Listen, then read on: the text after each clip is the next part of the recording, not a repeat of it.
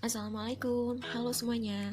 Kami kelompok 3 dari kelas PSB 2019B, Prodi Biologi, jurusan Biologi, Universitas Negeri Medan, ingin mendiskusikan tentang disiplin lalu lintas di Kota Medan, Sumatera Utara. Tugas ini untuk memenuhi mata kuliah pendidikan kewarganegaraan yang diampu oleh dosen kami, Pak Bagus Maulana M.Com.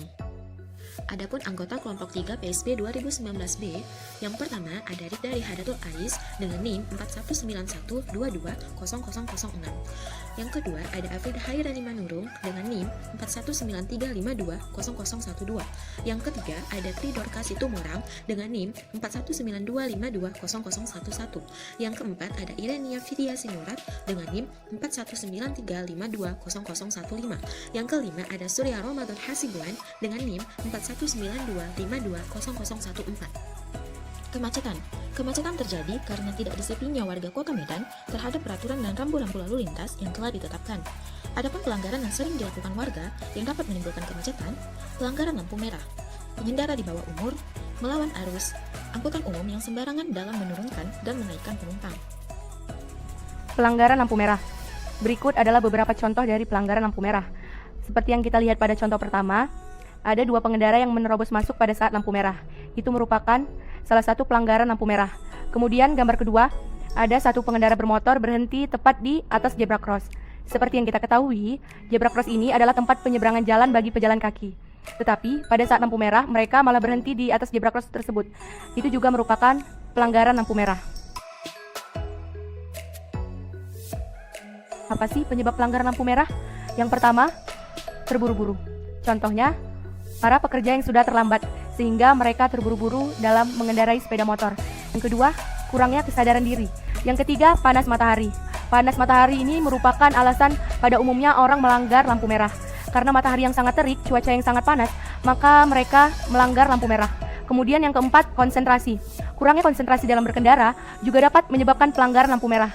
Kemudian yang kelima itu tidak sabar. Bagaimana sih solusi dalam pelanggaran lampu merah? Yang pertama, ada sadar akan keselamatan. Sadar akan keselamatan sangat diperlukan dalam berlalu lintas. Karena dengan sadar akan keselamatan, berarti kita sadar juga dengan aturan berlalu lintas. Yang kedua, ada sanksi yang tegas. Bagi para pelanggar lampu merah, kita harus memberikan efek jera berupa sanksi yang tegas. Misalnya dengan menahan SIM, memberikan denda, atau lain-lain. Kemudian, berkonsentrasi dalam berkendara. Pada saat berkendara, sangat diperlukan berkonsentrasi. Karena kalau kita tidak berkonsentrasi, itulah yang dapat menyebabkan pelanggaran lampu merah. Kemudian sabar, kita harus sabar dalam berlalu lintas ataupun berkendara. Kemudian tidak dibiasakan. Seperti kata pepatah, ala bisa karena biasa. Makanya kalau kita tidak membiasakan melanggar lampu merah, maka kita tidak akan melanggarnya. Tetapi kalau kita membiasakannya, pasti kita akan melanggar lampu merah. Kemudian ada denda. Denda ini diterapkan bagi para pelanggar lampu merah. Karena kalau melanggar lampu merah berarti juga melanggar aturan pemerintah, sehingga ditetapkanlah denda. Tujuannya agar membuat si pelanggar lalu lintas tersebut jerah. Kemudian memberlakukan e-tilang. Dengan memberlakukan e-tilang, itu juga memberikan efek pada pengendara bermotor yang melanggar lampu merah. Kemudian pengawasan CCTV. CCTV ini juga sangat diperlukan dalam lalu lintas. Karena dengan CCTV kita dapat mengawasi atau dapat melihat pelanggar-pelanggar lalu lintas atau pelanggar-pelanggar lampu merah, sehingga dengan mudah dapat memberikan sanksi kepada para pelanggar lampu merah.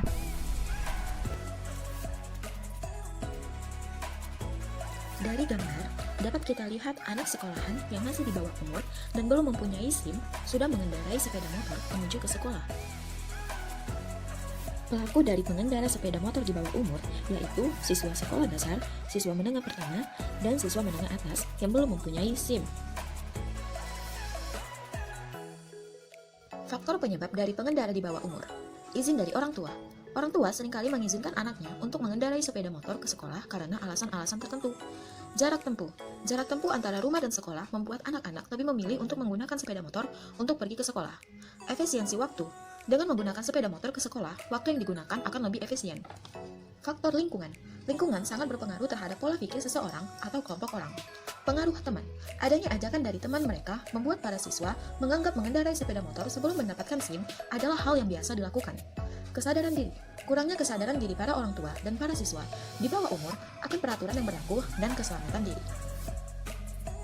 Solusi yang dapat diberikan untuk pengendara di bawah umur, yang pertama, orang tua tidak mengizinkan. Orang tua dapat berlaku tegas dan tidak mengizinkan anaknya mengendarai sepeda motor sebelum mendapatkan SIM.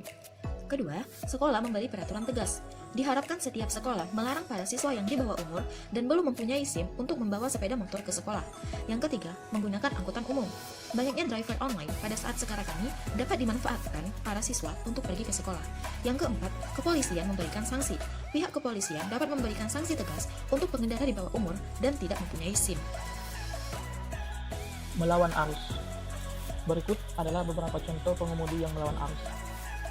Penyebab terjadinya pengemudi yang melawan arus. Yang pertama, ada kondisi jalanan. Memang beberapa jalanan tidak memiliki rambu-rambu lalu lintas, sehingga para pengemudi nekat untuk menerobos atau melawan arus lalu lintas yang menyebabkan kemacetan. Yang kedua, tidak ada kesadaran diri. Kesadaran diri ini memang harus kita tumbuhkan pada diri kita sendiri, karena akibat dari perbuatan yang kita lakukan itu bisa merugikan diri kita sendiri dan orang lain. Yang ketiga, ada tidak sabar. Para pengemudi yang tidak sabar pun kerap terjadi di jalanan, yang mengakibatkan pengemudi itu melanggar lalu lintas. Dan yang terakhir ada terburu-buru. Sifat ini juga kerap terjadi pada para pengemudi, yang akhirnya demi mengejar sesuatu, para pengemudi tersebut tidak sungkan melawan arus lalu lintas. Adapun solusi yang dapat kita lakukan antara lain, yang pertama, melakukan denda. Dengan adanya denda, dapat memberikan efek jerah dan menanggulangi kecelakaan di jalan akibat pelanggaran, atau pihak yang berwajib harus selalu aktif dalam menertibkan pengguna jalan yang nakal. Kemudian yang kedua, sanksi yang tegas. Mungkin dengan adanya sanksi yang tegas, para pengemudi jerah akan perbuatan yang melanggar lalu lintas ini. Yang ketiga, ada kesadaran diri. Nah, kesadaran ini memang harus kita tumbuhkan pada diri kita sendiri. Karena akibat dari perbuatan yang kita lakukan bisa merugikan diri kita sendiri maupun orang lain. Yang keempat, memberlakukan e-tilang. Dengan adanya e-tilang ini, polisi dapat dengan mudah mengetahui pelaku yang melanggar lalu lintas dengan bantuan CCTV, yang kemudian diproses dengan hukum yang ada. Nah, dan yang terakhir, pemberian tanda atau rambu-rambu lalu lintas. Dengan tanda lalu lintas ini dapat memberikan informasi kepada pengemudi bahwasanya melawan arus termasuk pelanggaran lalu lintas dan dapat menimbulkan kemacetan maupun kecelakaan.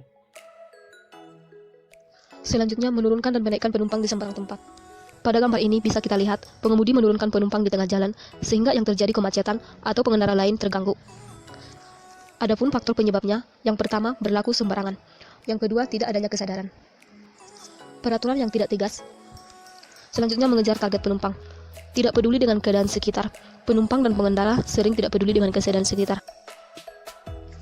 Adapun solusi dari permasalahan ini, yang pertama itu adanya halte penurut.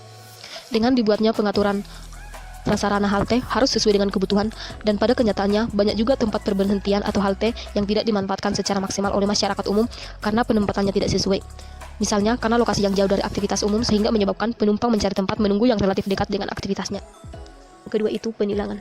Jika sudah terjadi penurunan dan penaikan penumpang di sembarang tempat, dilakukan oleh kepolisian penilangan supaya tidak terjadi lagi hal-hal yang sama.